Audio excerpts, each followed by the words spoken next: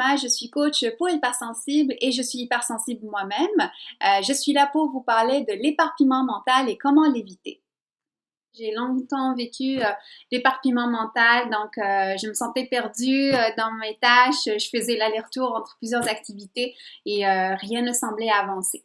Donc, en plus de mes études en management, j'ai décidé d'étudier en gestion de projet, justement pour apprendre à planifier puis gérer les tâches que j'avais dans le temps. Puis je suis devenue, je peux dire, une petite experte en réalisation puis planification des projets. Puis j'ai donné aussi, et probablement je réfléchis encore si je vais le redonner, des ateliers en gestion de projet avec une vision humaniste.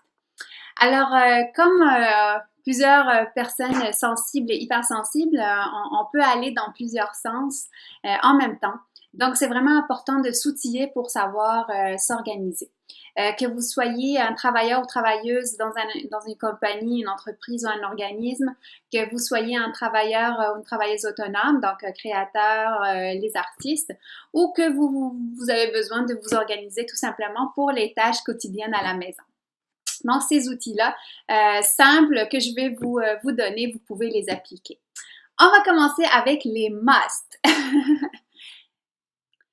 La première chose que je vous suggère pour éviter l'éparpillement mental, c'est d'avoir une seule liste pour mettre toutes vos tâches, vos activités dedans. Mettez même les petites tâches. Par exemple, moi, j'avais omis de mettre le ménage dans mes listes à faire, alors que ça me prend 2 heures, voire 3 heures minimum par semaine. Alors, j'ai fini par l'ajouter à ma liste. La deuxième chose, c'est avoir sa liste des tâches à faire avec vous tout le temps, que ce soit en épicerie, à la maison, au travail, parce que sinon, vous allez finir avec des petits morceaux un peu partout, des post-it, et ça va ajouter juste de la frustration et de la confusion. La troisième chose à faire, c'est d'ajouter le repos comme une activité. Parce que si vous avez beaucoup de choses à faire en ce moment et que vous avez du mal à rester sans rien faire, alors mettez cette activité un peu partout dans votre liste. La quatrième chose, c'est de mettre les activités par ordre de priorité. C'est-à-dire que si vous faites votre liste sur un fichier Excel, ça va être facile de classer. Si vous le faites sur un papier, alors mettez les numéros 1, 2, 3 ou par A, B, C, D. Ça va vous permettre de voir qu'est-ce que vous devez terminer en premier, puis qu'est-ce qui est important de finir avant de passer à une autre activité.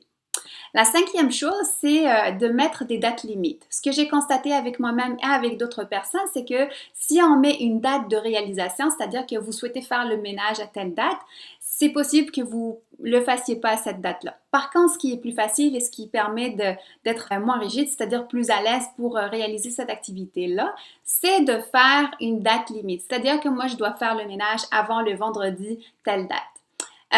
Ça permet aussi de garder un lien avec la réalité. C'est-à-dire que, par exemple, si vous avez une facture à payer, ben, il y a des dates limites. Et si vous ne les respectez pas, ben, vous allez peut-être payer une pénalité ou un surplus. Ensuite, la sixième, c'est avec l'expérience, vous allez pouvoir évaluer combien l'activité va vous prendre comme heure ou comme minute. Et vous pourriez, par exemple, dorénavant, quand vous allez la planifier, savoir combien de temps ça va vous prendre pendant la journée ou pendant la semaine. Vous allez vous organiser en conséquence. Et la dernière chose dans les must, c'est d'ajouter ces activités-là dans vos agendas. Donc, il ne faut pas que ça reste juste dans le cahier, le calepin des listes, mais il faut les ajouter dans nos agendas pour nous rappeler, pour mettre un réveil, pour l'envoyer à quelqu'un si on fait l'activité en groupe ou en collaboration. Il y a beaucoup d'applications, il y a tous les téléphones portables, ils ont des agendas, sinon vous avez votre agenda papier aussi que vous pouvez utiliser pour ça. Maintenant, on va parler des extras. Alors, si vous avez des activités à faire, choisissez-les avec amour, avec la guidance que vous recevez à travers l'intuition, à travers le cœur. Mettez dans vos projets, dans vos tâches, de l'amour, de la joie pour que ça se fasse facilement. Si vous mettez de la peur, par exemple, j'ai peur de ne pas y arriver ou de la rigidité, il faut que je le finisse, il faut que je le fasse, à ce moment-là, ça risque de se compliquer un peu. alors que si vous mettez de l'amour et que vous écoutez de la guidance, ça va aller plus sur des roulettes. Imaginez aussi que l'activité que vous allez faire ou le projet, c'est comme un rendez-vous avec un amoureux. Là, comment est-ce que vous allez à votre rendez-vous d'amoureux? Est-ce que vous allez angoissé, énervé ou vous allez avec de l'enthousiasme, un petit peu d'excitation, de l'impatience, un peu de stress, mais quand même, il y a de la joie. C'est la même chose pour un projet. Alors, imaginez que vous en allez à votre projet, un projet qui va vous changer votre vie. Même si vous allez faire le ménage, ça va vous faire du bien. Alors, c'est un état d'esprit qui change le déroulement de votre activité. Aussi, ayez de la gratitude pour vos activités. Admettons pour des factures, vous avez une facture de téléphone à payer, l'électricité. Remerciez l'univers pour l'argent que vous avez pour pouvoir payer ces factures-là. Et aussi, ayez une réflexion sur ce que vous avez fait et vous pouvez encore faire avec tout ça. Avec le téléphone, ça vous donne accès à plein de personnes, ça vous permet d'accomplir beaucoup. Alors, juste changer de réflexion au lieu de dire oh là, j'ai des factures encore à payer en fin du mois. Ben là, j'ai des factures à payer, je suis vraiment reconnaissante pour tout ce que ça m'a permis de faire le mois passé. Alors, c'est un état d'esprit qui va changer les choses. La prochaine chose dans les extras, c'est de déléguer. Déléguer, ça ne veut pas dire que vous n'êtes pas capable de faire la chose ou les activités. Au contraire, vous êtes capable de le faire. Par contre, vous avez fait le choix de vous concentrer sur ce que vous aimez ou sur ce que vous excellez à faire. Donc, vous pouvez faire deux choix là-dedans. Vous pouvez déléguer à des personnes qui sont bienveillantes, qui vous offrent leur temps de façon bénévole. Ça peut être la famille, les amis, les amoureux, le conjoint, le mari, la femme, etc.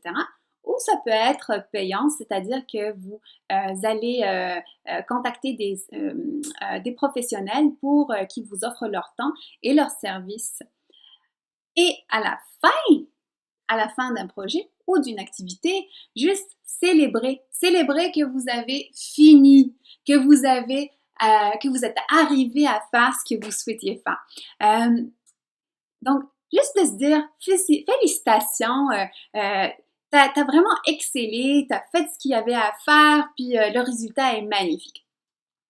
Vous pouvez en parler aussi autour de vous et ça va vous donner du courage pour les prochaines activités. Puis peut-être même que les autres, ils vont être inspirés puis ils auraient envie de vous aider.